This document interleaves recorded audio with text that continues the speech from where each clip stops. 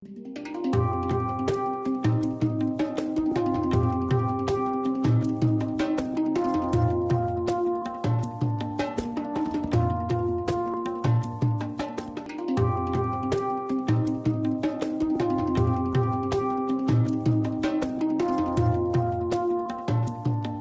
वादन ई भारतीय शास्त्रीय संगीत के एगो बहुत ही महत्वपूर्ण तत्व बाती। बकेर अगर आप एगो तबला वादक से मुलाकात करबा त अपन आप में बहुते अच्छा लगेला।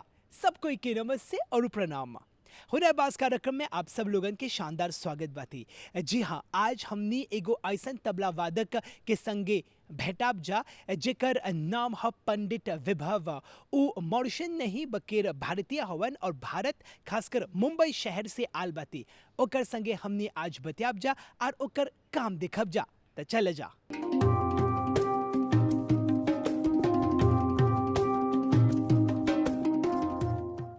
जी हाँ, बिल्कुल हुनरबाज कार्यक्रम ई बखत देखत हवा जा और आज हमनी के साथ एगो ऐसन कलाकार बाते, एगो ऐसन हुनरबाज बाते जे भारत से आल बाते, खासकर मुंबई शहर से।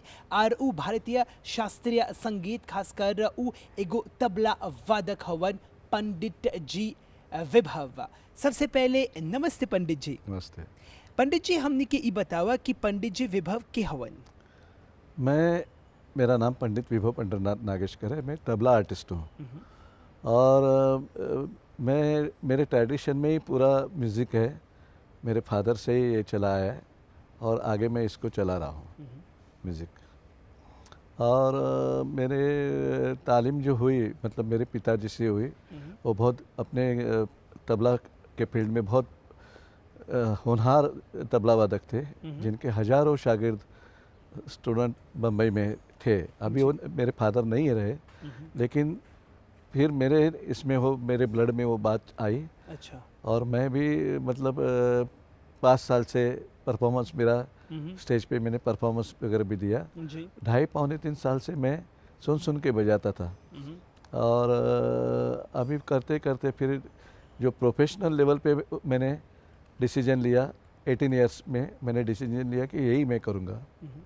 और मेरे फादर नहीं चाहते थे कि ये मैं करूं, क्योंकि उन्होंने बहुत स्ट्रगल किया था उस टाइम।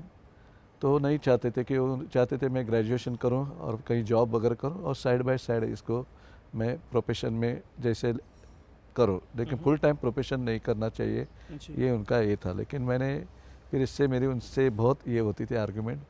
तो फिर मैंने डिसीजन ही लिया कि ये मुझे करना है। और आगे मैंने इतना ये आगे चलाया है मेरा सिलसिला कि अभी मेरे काफ़ी स्टूडेंट एडवांस लेवल पे है, बहुत अच्छे ए ग्रेड लेवल पे बजाते हैं। और मैं आकाशवाणी का टॉप ग्रेड आर्टिस्ट हूँ। ये ग्रेड आर्टिस्ट को दिया जाता है उसकी लेवल पे। तो 3-4 ग्रेड रहते हैं कि जैसे एक टॉप ग्रेड, फिर ए ग्रेड नीचे उसके, फिर बी हाई, अच्छा, और बी ग्रेड, ऐसे ग्रेड रहती है। जैसा परफॉर्मेंस है उसका रिजल्ट कैसा लगेगा, टॉप मतलब जो एक्सपर्ट्स आके उसके ऑडिशन लेते हैं। ऑडिशन में अगर सिलेक्ट हुआ तो उसका फाइनल में जाता है दिल्ली में। अच्छा। दिल्ली में, और दिल्ली से फिर उसका फाइनल होता है, फिर उसको ग्रेड दिया जाता है उसके लेवल पे। ये होता है। जी हाँ, बिल्कुल। हमने के जो मेहमान बाते जे भारत से आल बाते, मुंबई शहर से आल बाते, उ तबला वादन के प्रति बहुत दिलचस्पी दिखावेला।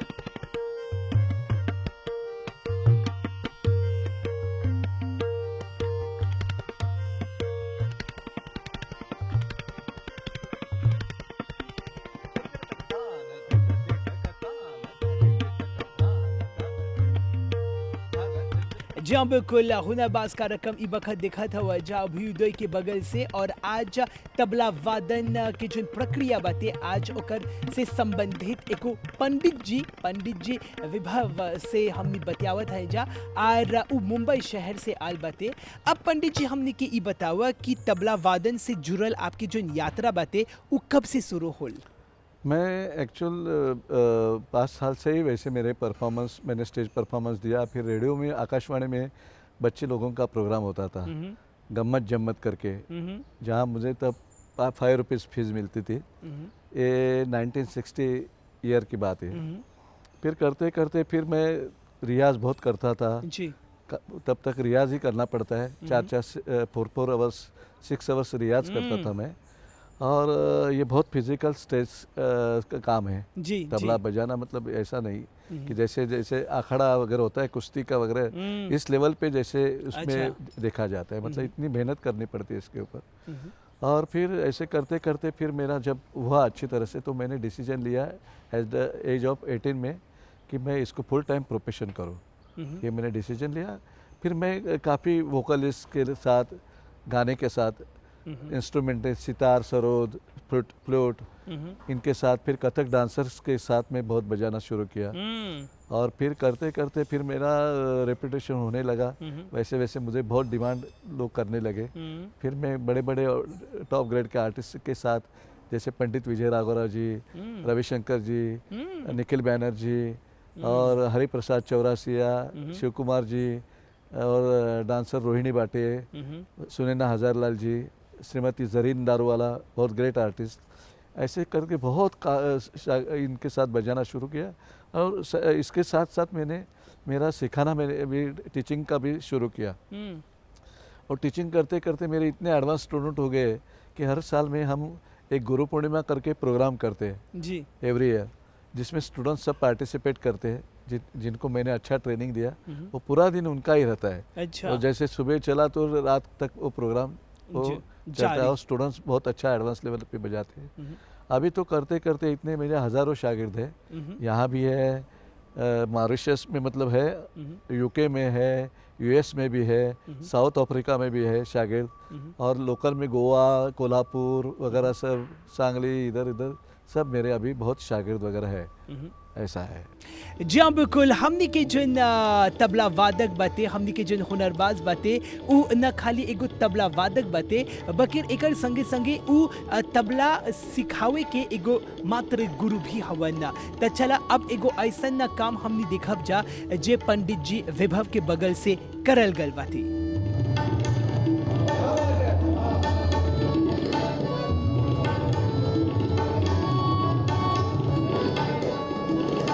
ऐसा क्लिप देख करके ऐसे ही बुझाता कि हमनी के जो हुनरबाज बाते ओकर उंगली में, ओकर हाथ में, ओकर जो ताल में उ में एगो चमत्कार बाते। अब पंडित जी हमनी के ई बतावा कि मॉरिशस में आवे के पाछे आपके उद्देश्य कौन ची है?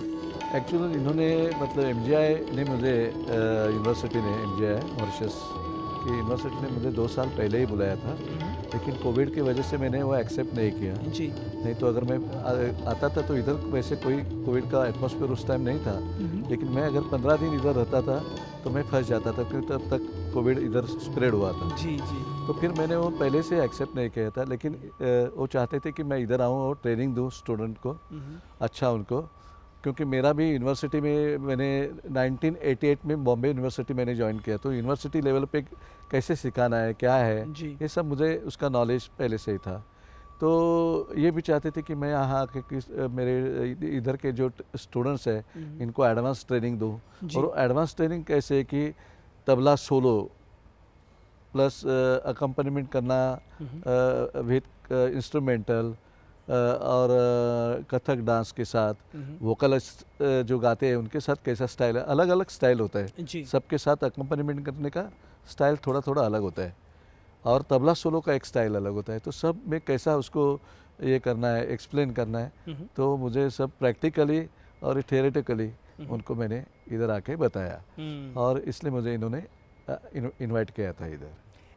जहाँ बिल्कुल हमने के जन हुनरबाज बाते उ महात्मा गांधी संस्थान एमजीआई में हैजा आ करके हैजा के जन छात्र लोगन के प्रशिक्षित करे के ओकरा मौका मिलल बाते।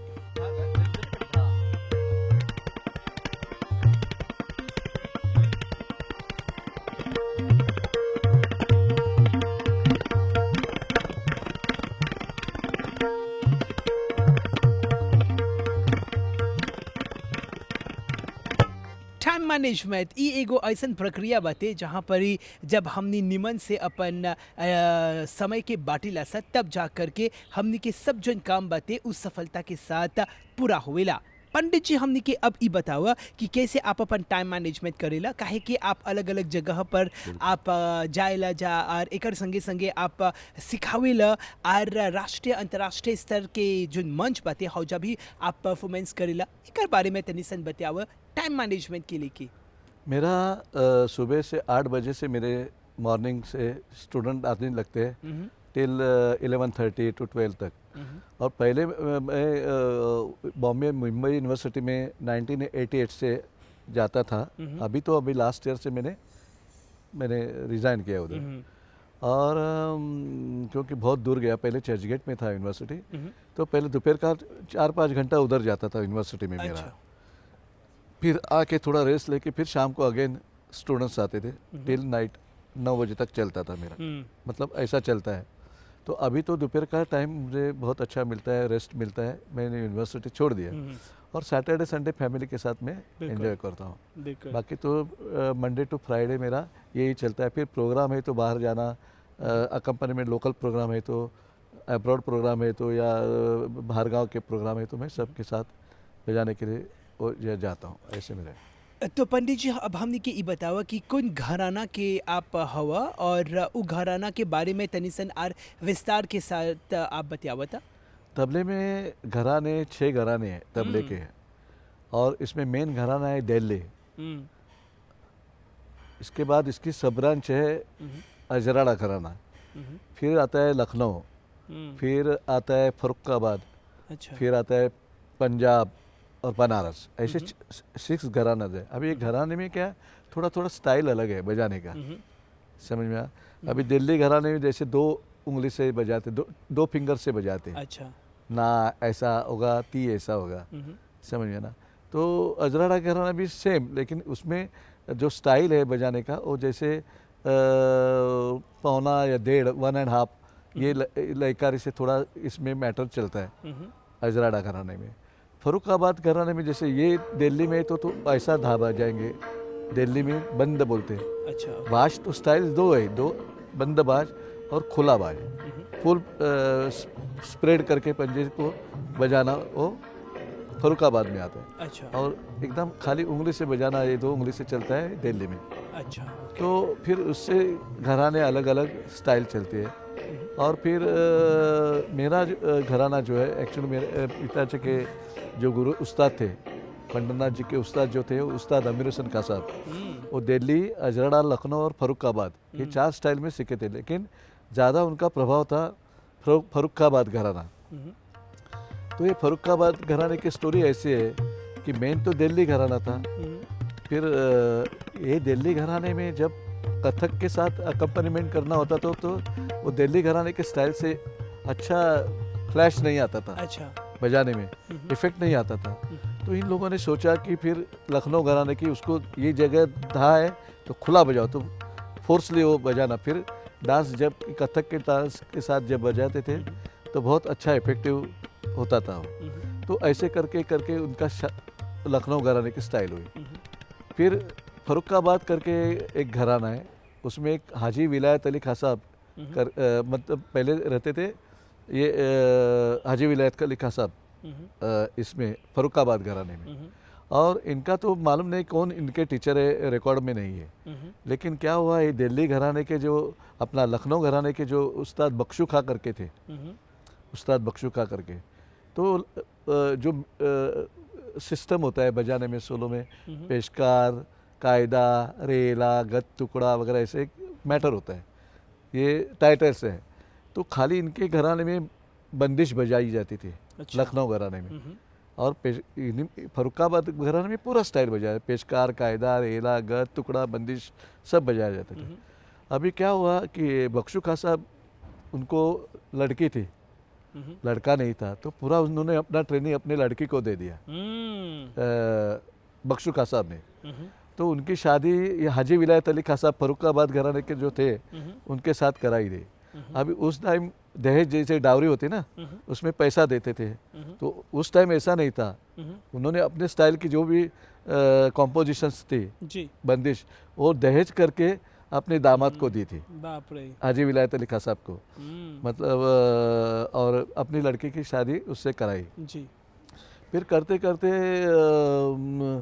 ये दोनों मियाँ बीबी यहाँ फरुखाबाद में शादी के बाद दोनों मियाँ बीबी वहाँ एक स्कूल चलाते थे तबला का। अच्छा। और उनको सब ट्रेनिंग देते थे। तो अभी कैसे है, तबला लकड़े का आता है, वुड का आता है, और बाया जो बोलते डग्गा वो मेटल का आता है। अच्छा। लेकिन उस टाइम तबला और डग्गा वुडन में आता था। और उस ऐसे तबले का उनका मतलब ये लेके वो क्लास चलाते थे, दोनों हस्बैंड वाइफ, ऐसे उनका स्कूल चलता था जी। फिर बाद में ये हाजी विलायत खां साहब ने अपने ससुर से, फादर इन लॉ से जी आगे ट्रेनिंग लेना शुरू किया। मतलब फरुखाबाद स्टाइल जो थी वो हाजी विलायत अली खां साहब से आई। उसके बाद उस घराने में उस्ताद मुनीर खां साहब, फिर उस्ताद अहमद जान थिरकवा, उस्ताद अमीर हुसैन, ये एकदम मतलब ज़बरदस्त इनका नाम ये म्यूज़िक फील्ड में है। अभी वो नहीं है, लेकिन फिर उनके साथ उनके ट्रेडिशन में फिर पिताजी से आया, मेरे पिताजी, और भी बहुत स्टूडेंट है, लेकिन वो जो स्टाइल जो आया अमीर हुसैन खां साहब से मेरे पिताजी के पास आया, क्योंकि वो उनके शागिर्द थे। पिताजी के बाद मेरे पास आया। अभी मैं मेरी लड़की को भी सिखाया, फिर अभी वो मेरा ग्रैंडसन भी सीखता है। हमारे चार जनरेशन में अभी ये चल रहा है। और म्यूज़िक फील्ड में ये परंपरा को बहुत महत्व है जी। जो जितना ट्रेडिशन अच्छा चलेगा तो उसको वैल्यू ज़्यादा रहती है। जी हाँ, बिल्कुल। फरुखाबाद जन घराना परंपरा बाते एकर से जुड़ल अब एगो ऐसन प्रस्तुति देखा जा जे हमनी के हुनरबाज के बगल से करल गल बाती। देखा जा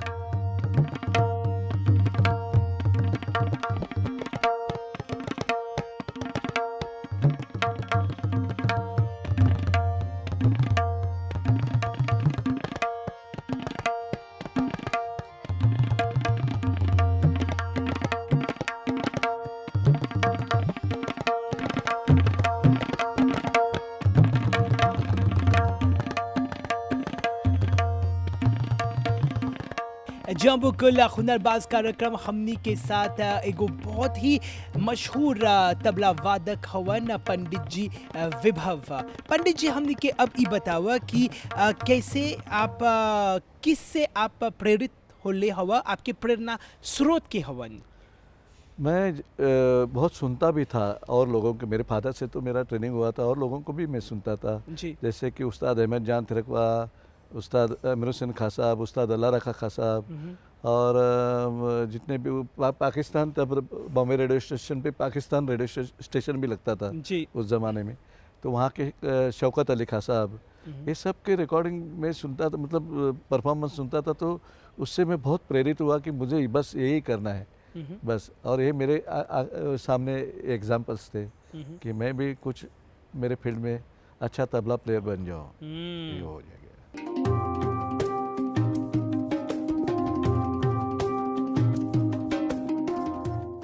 जहाँ बिल्कुल हुनरबाज कार्यक्रम ई वक्त देखत हुआ जा हमनी के जन विषय बाते उ तबला वादन पर आधारित बाते। त पंडित जी, अब हमनी के ई बतावा कि आपके ड्राइविंग फोर्स के हवन? एक्चुअली क्या, हम लोगों का रियाज इतना हो गया होता है कि बचपन में, और ये इतना तो हमें कोई वो थकान वगैरह कोई महसूस नहीं होती। अच्छा। एकदम मतलब हम जैसे कि चाहते कि आज परफॉर्मेंस हो रहा है तो हम उसका आनंद उठाते हैं, और उसमें तो जैसे ऑडियंस अच्छा मिलता है तो उससे और हमको ऊर्जा मिलती है। अच्छा। और फिर परफॉर्मेंस तो फिर मतलब इतना एक्सपीरियंस भी होता है करते करते प्रोग्राम बजा बजा के हर आर्टिस्ट के साथ इतना एक्सपीरियंस बढ़ता है कि हमें कोई मतलब उसका कोई टेंशन नहीं होता है जी प्रोग्राम। पंडित जी हमने की बतावा कि कैसे आप कितना समय ले आप अपन रियाज करेला मैंने 6 घंटा 7 घंटा रियाज किया है रोज के रोज। पहले मतलब बचपन में ज़्यादा रियाज हुआ, फिर अभी वेदर के हिसाब से भी होता है जी देखो कभी कभी क्या होता है एक्सरसाइज भी ज़्यादा जैसे कि समर के इसमें तो करना भी नहीं चाहिए, बिल्कुल बिल्कुल वेदर के हिसाब से भी वो होना चाहिए। तो इस हिसाब से हुआ तो मैंने ऐसे तो जैसे मैंने बेंगलोर में गया था एक प्रोग्राम में, तो इतना वेदर अच्छा था उधर कि मैं सुबह 9 बजे तबला लेके बैठा तो रात को 9 बजे तक मैंने तबला छोड़ा नहीं। अच्छा हाँ तो मतलब वहाँ के जो जिनके घर में मैं रहा था मिस्टर रामाराव करके थे और वो पंडित रविशंकर जी के शागिर्द थे, वो भी अच्छा। ताजुब हो गए कि अरे ये तो तबला छोड़ा ही नहीं, सुबह 9 बजे से बैठा है अभी तक बजा रही है ऐसा। पंडित जी अब हमने के ई बतावा कि का एगो मूड बाते, एगो मूड के हिसाब से एगो समय के हिसाब से आप लोग अपन रियाज करेला ऐसा ऐसा होएला कुछ नहीं। एगो अलग अलग जो राग बाते ऐसा ऐसा कुछ नहीं होता, ऐसा कुछ नहीं। ओके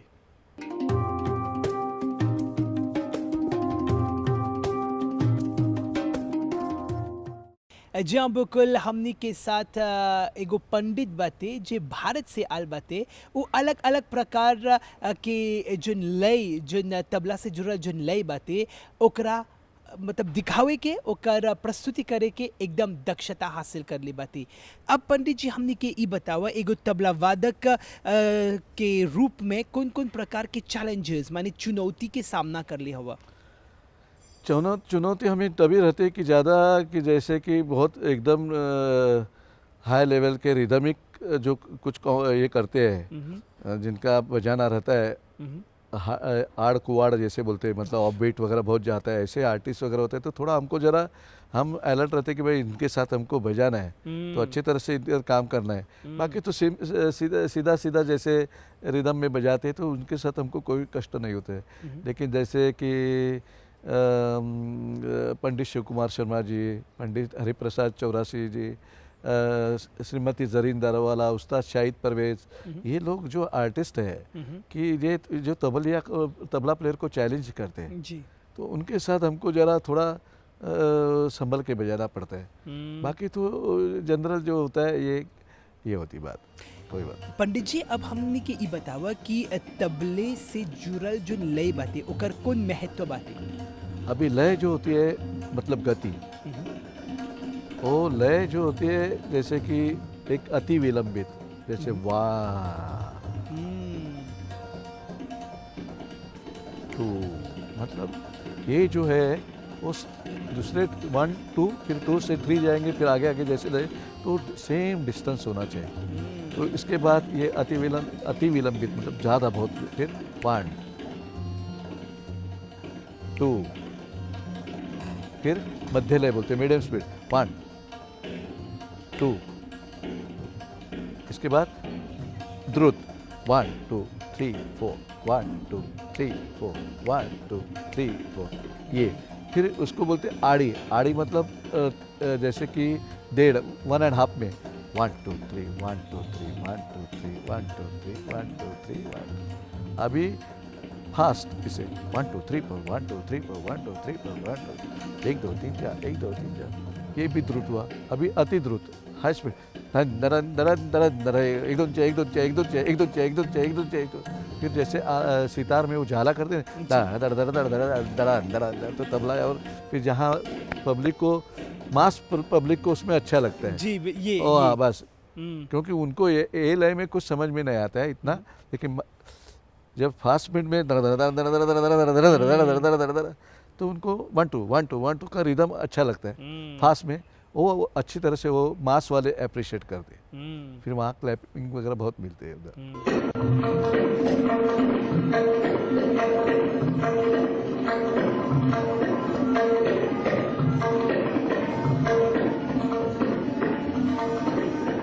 अब जितना जन लोग जन दर्शक गण बाते ई वक्त है कार्यक्रम देखत हवन जा वो लोग के कौन संदेश देबा? क्या है कि हमारे ज़माने में हमको बहुत स्ट्रगल करके हमको रेपुटेशन मिली, काफ़ी हमने रियाज़ किया। अभी के जनरेशन में बहुत टैलेंटेड है, ज़बरदस्त टैलेंटेड है, लेकिन वो ज़्यादा अपने मतलब प्रोफेशन में जल्दी आके रेपुटेशन के पीछे बहुत पहले भागते हैं ज़्यादा, और नॉलेज पहले ज़्यादा लेना, अच्छी तरह से करके फिर बाद में प्रोफेशन में आना, ऐसा कुछ नहीं होता है। 1-2 साल सीखे अपना शॉप निकाल के क्लास चलाते हैं, फिर अपना फिर फेसबुक में डाल देते हैं, और इधर पब्लिसिटी में ज़्यादा इन लोगों को बहुत शौक़ है, ज़्यादा रियाज़ करने से ये है। लेकिन टैलेंटेड बहुत अच्छे स्टूडेंट है, ये बात नहीं है, ऐसी बात नहीं है। सीखना चाहते हैं, लेकिन तुरंत इनको जॉब भी चाहिए, तुरंत इनको परफॉर्मेंस के लिए स्टेज चाहिए। स्टेज परफॉर्मेंस है होने वाला है तो ही ये प्रैक्टिस करेंगे, ऐसा आजकल होता है। तो ऐसा नहीं होना चाहिए। अपने को एक गुरु के पास रह के ये साधना अच्छी तरह से करनी चाहिए, और बहुत डेप्थ में जाके गुरु से नॉलेज पूरा उनको सरेंडर होके अपनी तालीम लेनी चाहिए। बस यही मेरा मैसेज है।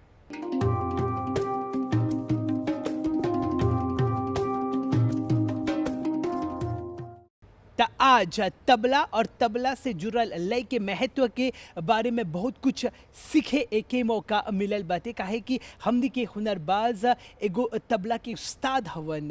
तो बहुत बहुत धन्यवाद पंडित जी विभव कि आज बहुत कुछ सीखे के मौका मिलल बाटे। खासकर आप मुंबई से मॉरिशस में आकर के हैजा के जो तबला वादक हवन जा उ लोग के सिखावे के भी आप बहुत बहुत कुछ करले हवा, मौका देले हवा। बहुत बहुत धन्यवाद। ता दर्शकगण एकरवे संगे हमनी के हुनरबाज कार्यक्रम हैजा समाप्त हुआ था। बकेर आवत बिफे के एगो दूसरा हुनरबाज के संगे हमनी भेटाब जा। तबले पंडित जी विभव और अभी के ओर से सब कोई के नमस्ते और प्रणाम।